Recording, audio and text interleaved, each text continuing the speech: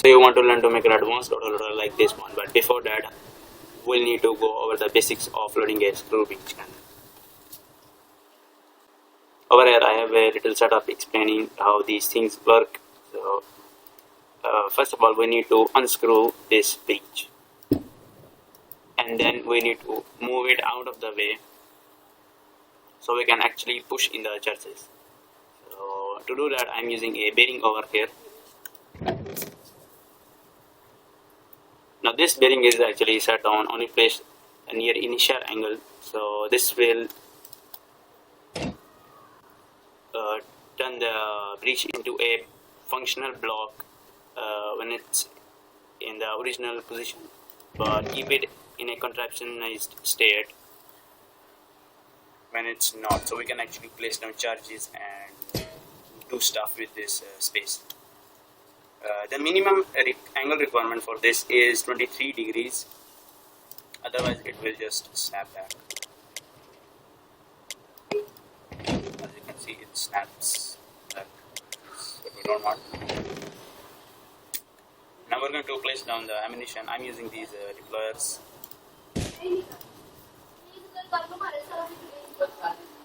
Now I'm going to push it. There are multiple ways to push the charges. There is a piston method, then you have gantries, and then the third one is pulleys, which sounds weird, but it's actually the best one, and I'll explain why. They're going to push that in and then retract that, get this in its position, close the breech, assemble the cannon, and then so that is the sequence of loading these cannons. But the way I like to think of it is you need to shoot and disassemble first. See, so you need to assume that the cannon is already assembled and it has a charge in it. So you shoot and then disassemble the cannon, and then you repeat the entire loading process. Now this little redstone circuit over here is automating exactly that. This pulse generator is basically a clock which is going to send a pulse every set interval. Right now it's set to 24 ticks. So it is going to send a signal to this fire link over here, which is going to empty out the cannon, and then it is going to disassemble them for this set amount of time. The cannons are disassembled.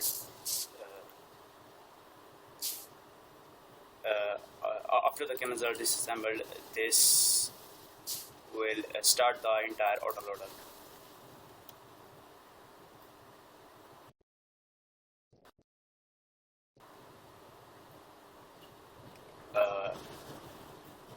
The timings of the autoloader itself are dependent on these sequenced gear shifts, and all of them actually fire up at the same time.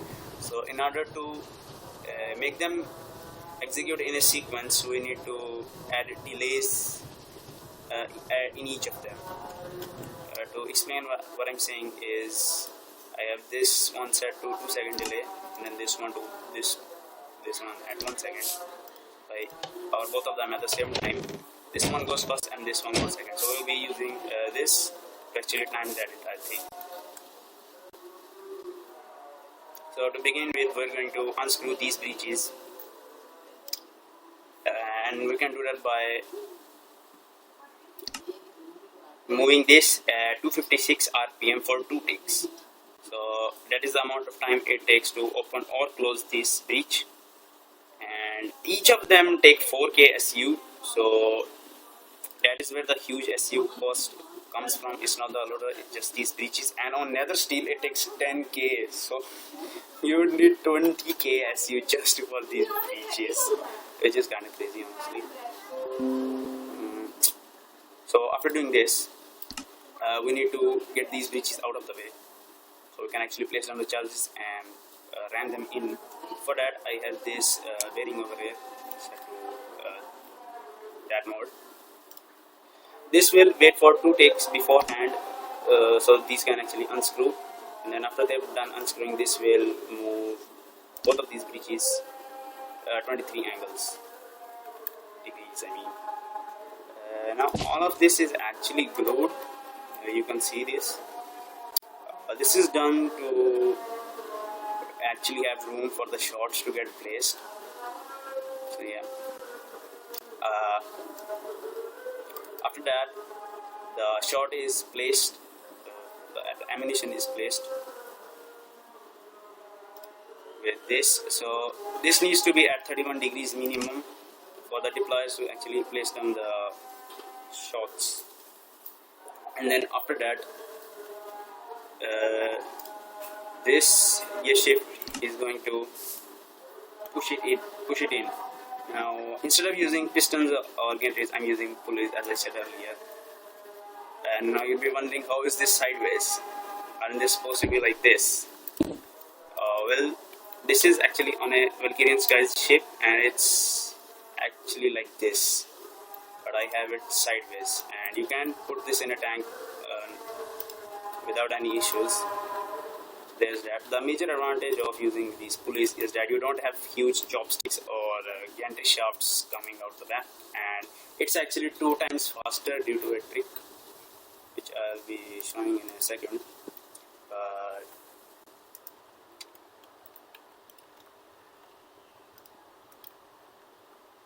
So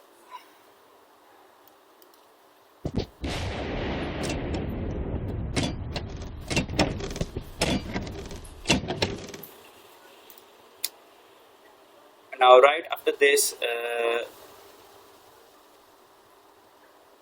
opens the breech, it will get assembled, and what happens is that whenever sequenced gear shifts are assembled during execution of the program, it will pause. So right now this is executing the sustain command. I move this, it will pause it, and you can see that by these red lights over here, and when I place it back into a block state, it's going to continue it. So that is exactly what I'm doing over here with this 1 tick delay, is that whenever these gear shifts are placed back down, they will execute this command to close up the breeches, and it works perfectly. Now it takes 7 ticks for it to place down the charges and ram them in. So that's why I have this set to 7 ticks, and then after 7 ticks, it's going to place the breeches back in their normal position. Now there's a thing with this deployer is that it takes 4 ticks by default. Like, it inherently takes 4 ticks to place down the charges. So right as soon as I power this, it will wait for the breeches to open, and then it will place down the charges, and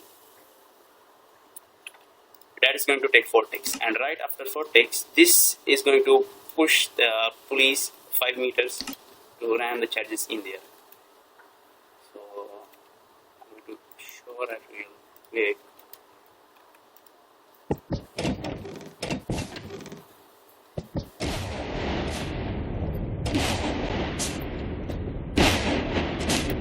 Yeah, now how am I making this 2 times faster? So there's a trick to these pulley loaders, which is pretty neat, honestly.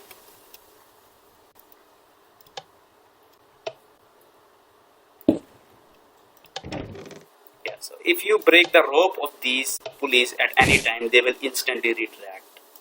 So you can do this to make it 2 times faster.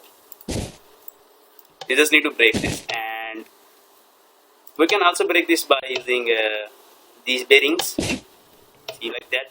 And if you've noticed, that we're using this exact mechanism for the breeches. So it's two birds with 1 stone. You can see the rope breaking particles, the brown ones.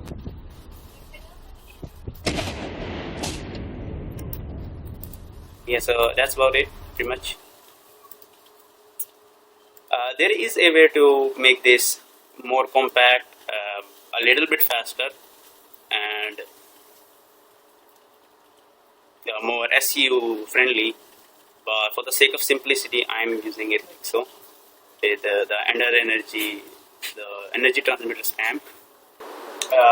You can also integrate this little delay in the sequenced gear shifts, like have a 2 tick delay at the beginning of each of these gear shifts, but that kind of makes it confusing. If you can pull that off, then you can do that. I have done it, and let me know if you want those timings, but I suggest you to figure that out on your own, so you can actually experience how much of a pain is it to time these things. Slash tutorial slash guide slash whatever it is. Hope you enjoyed it. Pardon for the absolute dog water quality and my English as well, because I don't really speak English, I only type it. And I'm sorry if you couldn't understand anything. So this is my first time making this video. Yeah, so this is my first time making a video as well. So yeah, I'm making this on a 10-year-old ThinkPad. So there's that.